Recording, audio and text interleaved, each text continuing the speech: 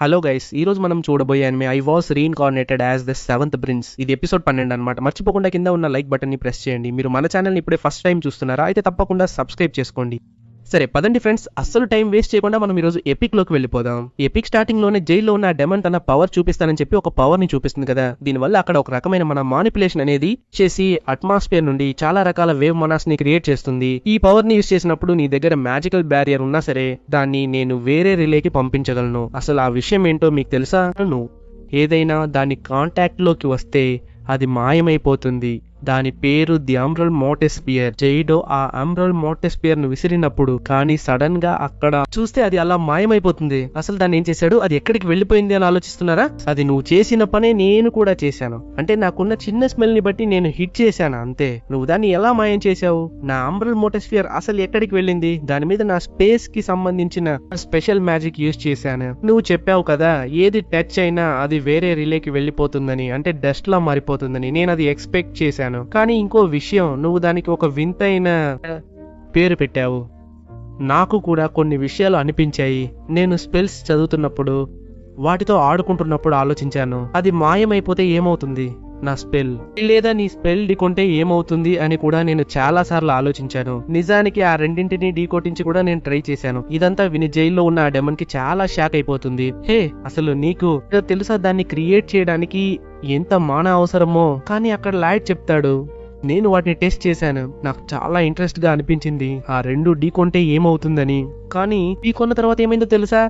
ఆ రెండు అలా మాయమైపోయి నేను అది అస్సలు ఊహించలేదు. ఇప్పుడు నీ రియాక్షన్ ఎలా ఉందో అప్పుడు నా రియాక్షన్ కూడా అలాగే ఉంది. ఇదంతా విని ఆ డెమన్ చాలా కోపంగా ఫీల్ అవుతుంది. ఎందుకంటే నాలాంటి డెమన్ లార్డ్ కి అది ఒక చాలా పెద్ద పవర్. అలాంటి పవర్ ని నువ్వు ఎలా పర్ఫామ్ చేయగలుగుతున్నావు? ఆ పవర్ కి ఎంత మానా కావాలో నీకు అసలు ఏమైనా తెలుసా? నేనేమంటున్నానంటే ఏదో సరదా కోసం 2 మార్బుల్స్ ని ఢీ కొట్టించి భలే ఫన్ చేసావు కదా. నీలాంటి మనుషులు అసలు ఇలా ఎలా పర్ఫామ్ చేయగలుగుతున్నారు? నువ్వు చూస్తే ఇంతే ఉన్నావు. నీ ఒంట్లో ఉన్నది కేవలం కొంచెం మాంసం ముక్క మాత్రమే కదా. చూడడానికి అది కూల్ గానే ఉండొచ్చు, కానీ నువ్వు దీన్ని అసలు ఎలా మార్చగలిగావు? నీ గురించి ఆలోచిస్తుంటే నాకు ఇంకా చాలా కోపం వస్తుంది. కానీ నిన్ను పొసెస్ వదిలిపెట్టను. నీ బాడీని పొసెస్ చేయాలని అనుకుంటున్నాను. అందుకే అది టెలిపోర్ట్ అయ్యి వెనక నుంచి పొసెస్ చేస్తుండగా లాయిడ్ మనాతో పసిగట్టాడు. అది చూసి గ్రిమో షాక్ అయ్యాడు. ఇతని మనా గురించి అంతా తెలుసనుకున్నాను, కానీ ఇది మనా లిమిట్ గురించి నాకు తెలియదు.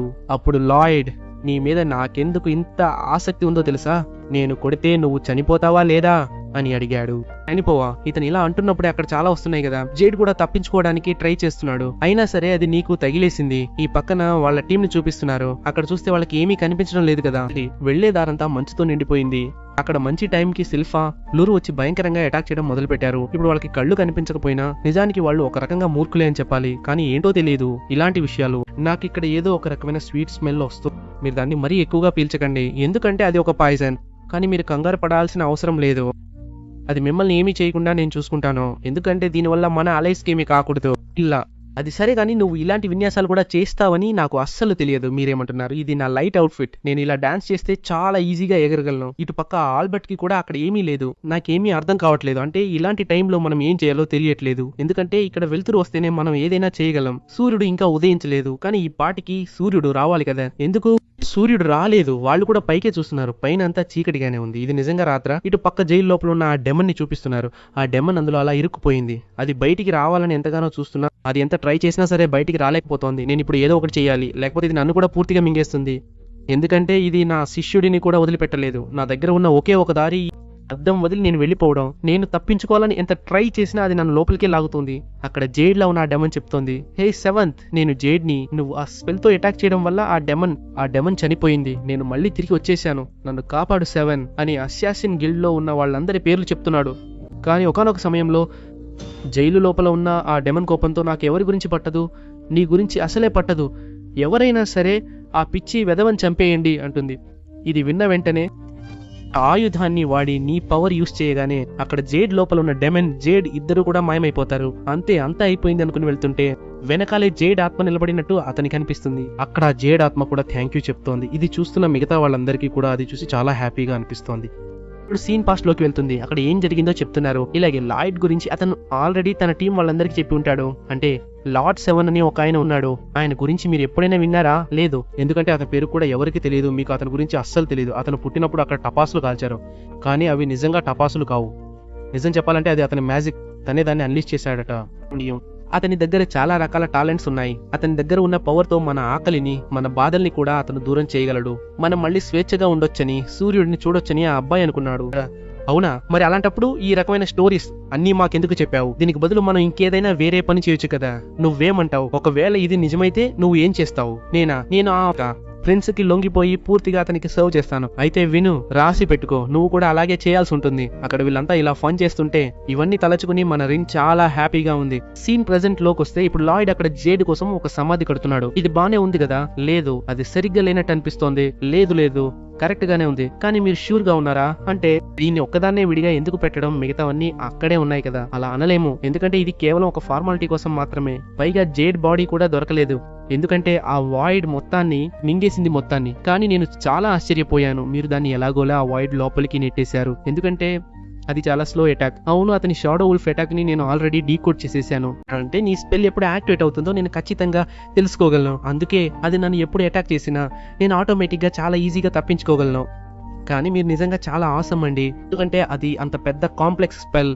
దాని నుంచి కూడా మీరు తప్పించుకుని దాన్ని స్టడీ చేశారు. అవును, అది నిజమే, ఎందుకంటే వాటితో ఫైట్ చేస్తున్నప్పుడే నేను దాన్ని స్టడీ చేశాను. కానీ ఒకవేళ నేను ఇది స్టడీ చేయకుండా ఉంటే మాత్రం నేను చాలా బాధపడేవాడిని, ఎందుకంటే అది ఒక మంచి ఛాన్స్. దాన్ని మిస్ చేసుకుంటే అంతే సంగతులు. నాకు ఏదోలా అనిపించేది. నిజం చెప్పాలంటే వాడు సీరియస్ గా చాలా స్ట్రాంగ్, కానీ నేను మాత్రం వాడి షాడో వుల్ఫ్ అటాక్ గురించి నేర్చుకోకపోయి ఉంటే అంతే, నన్ను నేనే ఎప్పటికీ క్షమించుకోలేకపోయేవాడిని, ఎందుకంటే ఒక మంచి ఛాన్స్ వదిలేసినట్టు అయ్యేది. కానీ మీరు ఎలాగోలా చేసేసారు కదా. అవును, నేను ఆ షాడో వుల్ఫ్ లోపలికి వెళ్ళాను కదా, అప్పుడు అన్ని చాలా ఆర్గనైజ్డ్ గా అరేంజ్ చేసి ఉన్నాయి. అంత ఈజీగా ఉండాలని, చదువుకోవడానికి కూడా ఈజీగా ఉండాలని లాస్ట్ మూమెంట్ లో జేడే ఇదంతా చేశాడని నేను అనుకుంటున్నాను. ఎందుకంటే దానివల్లే నేను ఆ బ్యాటిల్లో గెలవగలిగాను. దానికి మెయిన్ రీజన్ జేడనే నేను ఖచ్చితంగా చెప్తాను. చాలా థ్యాంక్స్. ఇది వింటున్న అతను ఇంకా అక్కడ వెనకాలే కూర్చుని ఏడుస్తున్నాడు. ఈ పక్కన అతను దాన్ని చూస్తున్నప్పుడు అది కొంచెం వంకరగా ఉందా? ఇది చూసి ఆ గ్రిమ్ కూడా అంటోంది, నేను ముందే చెప్పాను కదా అది వంకరగా ఉందని. దాన్ని సరిచేస్తాడా అని అక్కడ రిన్ కూడా ఆలోచిస్తున్నాడు. నేను వెళ్ళి అతనికి థ్యాంక్స్ చెప్పాలి. ఇలా ఆలోచిస్తుండగానే అక్కడికి ఆల్బర్ట్ కూడా వస్తాడు. అవును లాయిడ్, అది ఎవరి సమాధి?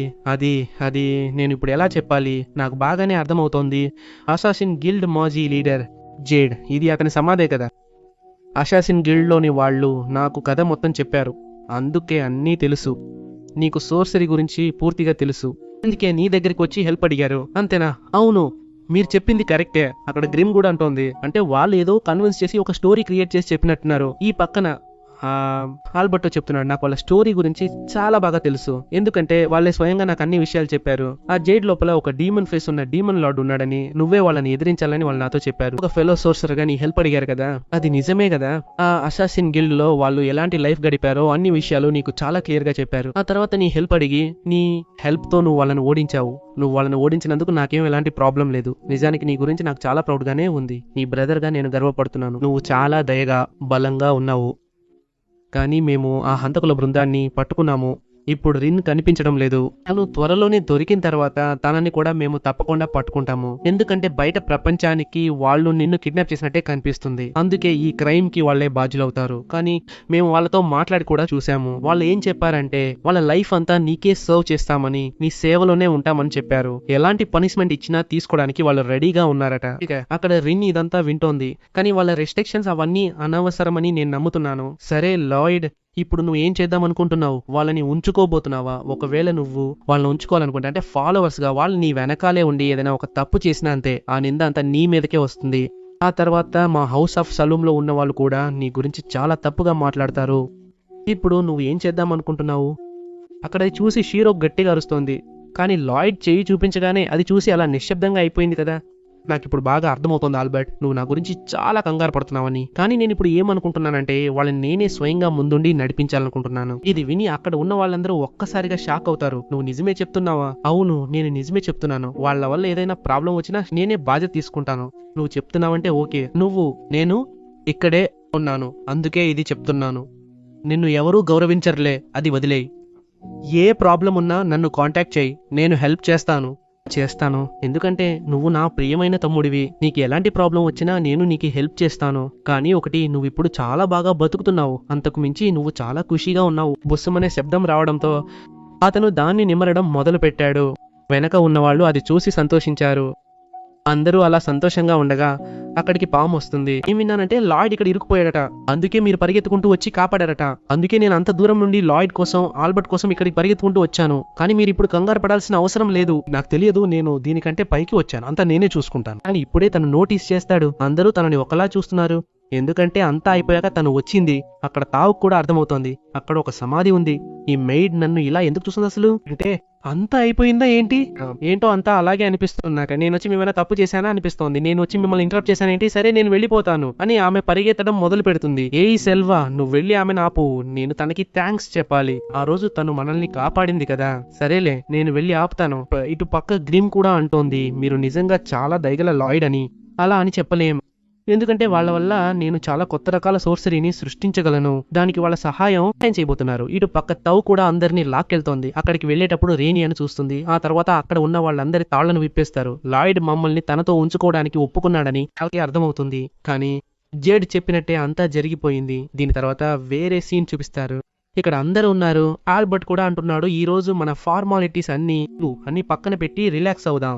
అంటే మనమందరం కలిసి ఉందాం. టావ్, ఆ రోజు నువ్వు కాపాడేందుకు చాలా థ్యాంక్స్. సరేలే, ఆ మెయిడ్ చేతిలో నుంచి నాకు ఒక టీ దొరుకుతుందా? అక్కడ తనే టీ తీసుకొస్తుంటే వస్తున్నట్టుగానే వచ్చి ఆ మెయిడ్ మీద టీ పడేలా చేస్తుంది. నువ్వు ఇది కావాలనే చేసావు కదా? లేదు లేదు, నా చెయ్యి కొంచెం అలా స్లిప్ అయ్యింది అంతే. నాకు తెలుసు నువ్వు కావాలనే చేసావని. ఇటుపక్క ఆల్బర్ట్ అక్కడ దీన్ని బాటిల్ చేస్తాను. అయ్యో, ఇవన్నీ మీరు నాకు ఇవ్వాల్సిన అవసరం లేదు, ఎందుకంటే మీరు ప్రిన్స్ ఆల్బర్ట్, అందుకే వద్దు. మా లీడర్ ఇక్కడ ఉన్నా సరే వద్దనే చెప్పేవారు. అయితే మనం ఒక టీ పార్టీ ఎందుకు ఏర్పాటు చేసుకోకూడదు? అది కూడా వద్దు. లేదు, ఉండనివ్వండి, మనం చేద్దాం. దీనివల్ల వాళ్ళు కామనర్స్ జరుపుకున్నట్టు అక్కడ టీ పార్టీ ఏర్పాటు చేస్తారు. అక్కడ అందరూ చాలా సంతోషంగా ఉన్నారు. ఇటు పక్క వాళ్ళిద్దరు కౌగిలించుకుని ఏడుస్తున్నారు. అసలు తౌకి తను ఎవరో కూడా తెలీదు. తను వెళ్లి ఏడుస్తూనే ఉంది. నీలాంటి ఒక హార్ట్ ఎందుకు చనిపోవాలి? నేను నిన్ను ఒకసారి చూసి ఉండాల్సింది. నీ వాయిస్ ఏదో ఒక కారణం వల్ల నాకు వినిపిస్తూనే ఉంది. నువ్వు ఎంత చిన్న వయసులో చనిపోయావే. కనీసం నిన్ను ఒకసారి చూసి ఉంటే నేను చాలా సంతోషపడేవాడిని. వీళ్ళు ఇక్కడికి వచ్చి ఇలాగే ఉన్నట్టున్నారు కదా. ఈ పక్కన బామ్మని అందరూ కలిసి సెలబ్రేట్ చేస్తున్నారా? అక్కడ ఆల్బర్ట్ దగ్గరికి వచ్చి అమ్మాయి అడుగుతోంది, మీరు కూడా బామ్మతో ఎంజాయ్ చేయడానికి వచ్చారా అని. ప్రస్తుతానికి ఇది అయిపోయాక నాకు చాలా మంది బాధ్యతలు ఉన్నాయి, అందుకే నేను మళ్ళీ తర్వాత రావచ్చా అని అడుగుతాడు. దాంతో ఆమె చాలా బాధపడిపోతుంది. వెనకాల ఉన్న వాళ్ళు ఏమో రకరకాల కామెంట్స్ చేస్తున్నారు. అవును, ఆయన చాలా పాపులర్ అయిన వ్యక్తి, పైగా ఆయన ఒప్పుకోలేదు చూసారా. కానీ ఇంతలోనే అంత ఆమె ఒక రకంగా తాగి ఉన్నట్టు ఉంటుందా? ఆ పవర్ వాడుతున్నప్పుడు అది ఆమె మీద ఎఫెక్ట్ అయ్యి అతను తాగినట్టు రియాక్ట్ అవుతాడు. ఏంటా పవర్? అది వర్క్ అవుతోంది. కానీ ఆమె అనుకున్న దానికి చాలా అంతా వ్యతిరేకంగా జరుగుతోంది. అతను తాగి ఉంటే బాగుండేది. కానీ ఆల్బర్ట్ గెలీలియోపై అరవడం మొదలుపెట్టాడు. లాయిడ్ డ్రెస్ గురించి ఇంకా వివరించలేదు. మ్యూకస్ అంతా పాకిపోయి ఉంది, అందుకే అతను చాలా కోపంగా ఉన్నాడు. అక్కడ సెల్ఫా మీద భయంకరంగా అరుస్తున్నాడు. సెల్ఫా వీళ్ళని ఆపడానికి ఏదో ఒకటి చేయాలనుకుంటుంది, కానీ సెల్ఫా గానీ ఆ ఇద్దరు గానీ ఎక్కడా కనిపించరు. ఈ పక్క సెల్ఫ్ గా కూర్చుంటున్నారు. ఆమెను చూస్తే ఒక వెన్ని రూట్ లో హాయిగా స్నానం చేస్తోంది. నా యానిమల్ నాకు చెప్పింది ఇక్కడ ఒక వెన్ని రూట్ ఉందని, అది కూడా ఆ మ్యాగ్మా వల్ల తయారైనదే. కానీ ఇది చాలా బాధగా మార్క్. ఇదే గనుక ఇలాగే కొనసాగితే దీన్ని మళ్ళీ రీబిల్డ్ చేసిన తర్వాత ఒక టూరిస్ట్ స్పాట్ గా మార్చే అవకాశం కూడా ఉంది. సరే రేన్, నువ్వు ఇంత దూరం నన్ను ఫాలో చేస్తూ వచ్చావంటే అసలు ఎందుకు వచ్చావు? దాని గురించి కొంచెం వివరంగా చెప్పు. ఇదా, నేను ఎందుకు ఇక్కడికి వచ్చానంటే మిమ్మల్ని ఒక విషయం అడగాలి. అంటే మీరు సర్వ్ చేస్తున్నట్టుగానే నేను కూడా లాయిడ్కి సర్వ్ చేయవచ్చా? నేను ఆ రకంగా తిరిగి చెల్లించలేను, కానీ మీరు అనుకున్నట్టు నేను ఏమీ చేయను. మీ నమ్మకాన్ని వమ్ము చేయను. కానీ ఇవన్నీ నేను డిసైడ్ చేయలేను. అది అడగాలి, కానీ మీరు లాయిడ్ ని అడగాలి. ఇక్కడ ఏం చేస్తున్నాడు? దీనివల్ల వెనకబడిపోతున్నాడు, అందుకే అతన్ని ఇక్కడికి తెచ్చాను. కానీ లాయిడ్, నువ్వు లేదు, దీనివల్ల నీ మీద మ్యూకస్ ఉందని చెప్పాడు. కానీ అతను ఇంకా ఇలా అంటున్నాడు, నేను విషపూరితమైన వ్యక్తిని, నా వల్ల నీకు చాలా ప్రాబ్లమ్స్ వచ్చే ఛాన్స్ ఉంది. సో నేను నీ పక్కన ఉండటం ఓకేనా? ఇలాంటివి అనడం ఆపేయి, అది అస్సలు మంచిది కాదు. ఎందుకంటే నీకున్న గిఫ్ట్ని నువ్వు ఇంకా పూర్తిగా అర్థం చేసుకోలేదు. నీలో ఊరే ఆ విషయాన్ని నువ్వు అలా డీకంపోజ్ చేయగలిగితే అది చాలా మందికి హెల్ప్ అవుతుంది. అంటే ఇది ఇతరుల చిక్కుల నుండి బయటపడటానికి సహాయపడుతుంది. దీనివల్ల చాలా మిస్టరీలను పరిష్కరించవచ్చు. అందుకే నువ్వు కంగారు పడకు, ఎందుకంటే నిన్ను ఉపయోగించి ఈ టాస్క్ పూర్తి చేయాలి. దాన్ని ప్యూర్ గా మార్చడం వల్ల చాలా మందికి సహాయం అవుతుంది. అదే నా నెక్స్ట్ గోల్. ఇవన్నీ వింటున్న ఆమెకు తన పాత జ్ఞాపకాలన్నీ గుర్తొస్తున్నాయి. ఎందుకంటే ఇంతకు ముందు ఆమె లైఫ్ లో చాలా మంది ఆవిడని ఆశయించుకున్నారు. నువ్వు ఒక మాన్స్టర్వి, నీలో అంత విషం ఉంది అని. ఎందుకంటే ఆవిడలో పాయిజన్ పవర్ ఉందా, అందుకే ఆవిడని ఆశయించుకుంటున్నారు. కానీ లాయిడ్ మాత్రం ఇప్పటి వరకు నన్ను ఆ విధంగా ఏమీ అనలేదు. నేను పిలిచాను, కానీ అతను ఏమీ అనలేదు. సో వర్రీ అవ్వకు, నేను బెస్ట్ ఇస్తాను. సో నువ్వు ముందు మనని అర్థం చేసుకోవాలి. తప్పకుండా అర్థం చేసుకున్నాను. లాయిడ్కి సహాయంగా ఉంటాను. దీంతో ఈ యానిమే మొదటి సీజన్ ముగుస్తుంది. ఈ యానిమే మీకు నచ్చిందని అనుకుంటున్నాను. నచ్చితే మర్చిపోకుండా కింద కామెంట్ చేసి చెప్పండి. అంటే ఈ యానిమే ఎలా ఉందో చెప్పండి. అలాగే లైక్ చేసి సబ్స్క్రైబ్ చేసుకోండి. మన ఛానల్లో మరిన్ని యానిమేషన్లు రాబోతున్నాయి. కాబట్టి నేను కూడా ఇక్కడితో ముగిస్తున్నాను. తర్వాత ఈ యానిమేలో కలుద్దాం. అప్పటి వరకు సెలవు.